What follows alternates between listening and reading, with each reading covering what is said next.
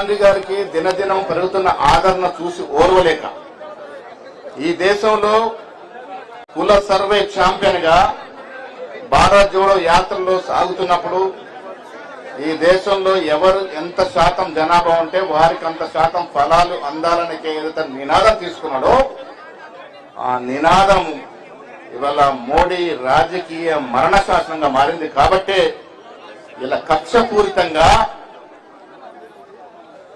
National Herald paper విషయంలో charge sheet లో ఉద్దేశపూర్వకంగా రాజకీయ కక్షపూరితంగా వయసు కూడా చూడకుండా ఇవాళ దేశానికి కోడలుగా వచ్చి అహర్నిశలు దేశం కోసం పాటుపడ్డ సోనియా గాంధీ గారి పేరు చేర్చడం అనేది చాలా బాధాకర విషయం.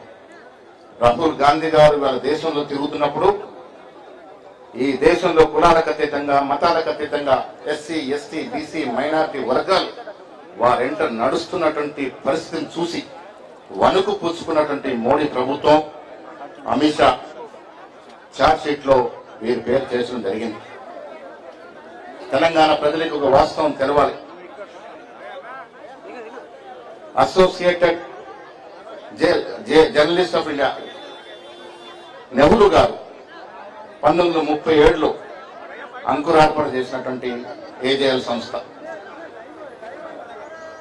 దానికి అనుగుణంగానే నేషనల్ హెరాల్డ్ గాని నవజీవన్ పేపర్ గాని కవామి గాని అన్ని కూడా ఈ దేశ ప్రజలకి సేవలు అందిస్తూ వస్తా ఉన్నాయి. ఆ పత్రిక నష్టాల్లో ఉన్నప్పుడు బయట పోయి आपको స్పెషల్ बोलना क्या నష్టాల్లో ఉన్నప్పుడు అది కాంగ్రెస్ పార్టీ పత్రిక కాబట్టి ఇండియన్ కాంగ్రెస్ పార్టీ 90 కోట్ల రుణం ఇచ్చింది. దీన్ని కొన్నంత ఘోరంత చేసి ఇక్కడ మనీ లాండరింగ్ జరిగిందని ఒక పూచితోని 2014లో బీజేపీ ప్రభుత్వం వచ్చినాడు మొదలుకొని ఇప్పటి వరకు గాంధీ కుటుంబాన్ని బాధ పెడుతూ వస్తా ఉన్నారు. మన పేపర్కి మనం అప్పించుకున్నాం. నేషనల్ హెరాల్డ్ అనేది కాంగ్రెస్ పార్టీ యొక్క పేపర్, అది నష్టాల్లో ఉంది, జీతపత్యాలకు డబ్బులు లేవనుకున్నప్పుడు మన పేపర్కి మన పార్టీ అప్పు ఇచ్చుకుంది, రుణం ఇచ్చుకుంది. దాంట్లో మనీ లాండరింగ్ ఎక్కడి నుంచి వచ్చిందో అర్థం అవట్లేదు. కొన్ని సంస్థ అన్న వేరొకగా మనం కొన్నామంటే అది కాదు. అసోసియేట్ జర్నలిస్ట్ సంస్థ అనేది నెహ్రూ గారు స్థాపించిన సంస్థ. ఆ తర్వాత 2010లో కాంగ్రెస్ పార్టీ అధున ఏర్పడినట్టు యంగ్ ఇండియా సంస్థ, ఇవన్నీ కూడా కాంగ్రెస్ లో అంతర్భాగం. దాంట్లో గాంధీ కుటుంబ సభ్యులతో పాటు చాలా మంది వాటాదారులుగా ఉన్నారు. మన సంస్థ ఆధ్వర్యంలో నడుస్తున్న మన పేపర్కి మనం రుణం ఇచ్చుకుంటే వేరొళ్ళ ప్రమేయం లేదు, వేరొళ్ళకు రూపాయి ఇచ్చింది లేదు, వేరే చోట రుణం తెచ్చుకుంది లేదు, వేరొళ్ళ డబ్బు వృధా చేసింది లేదు. అయినప్పటికీ రాహుల్ గాంధీకి అడ్డుకట్ట వేయాలి. రేపు బీహార్లో ఎన్నికలు ఉన్నాయి. బీహార్లో ఎన్నికలు గెలవాలంటే ఏదో ఒక సెన్సేషన్ సృష్టించాలి.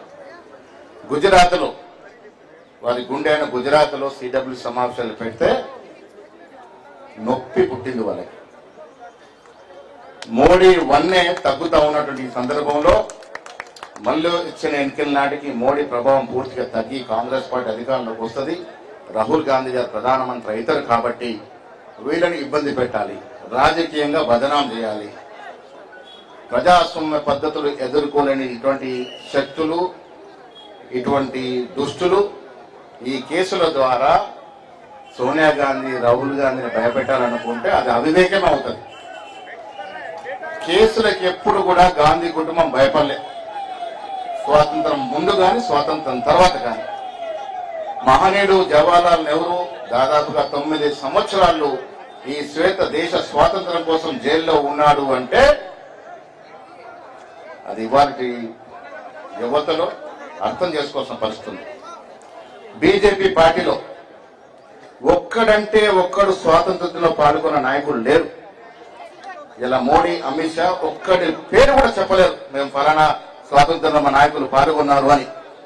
అలాంటి పార్టీ ఇలా దేశం కోసం దేశభక్తి గురించి మాట్లాడుతూ ఉంది.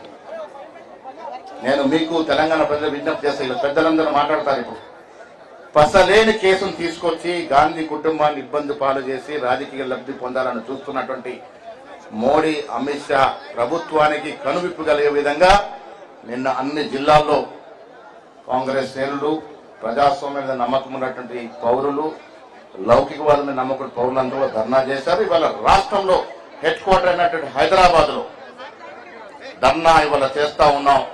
డిప్యూటీ ముఖ్యమంత్రి, మంత్రులు, మా ఇన్ఛార్జ్ అందరూ కూడా సమక్షంలో ధర్నా చేస్తా ఉన్నాం. ఈ ధర్నా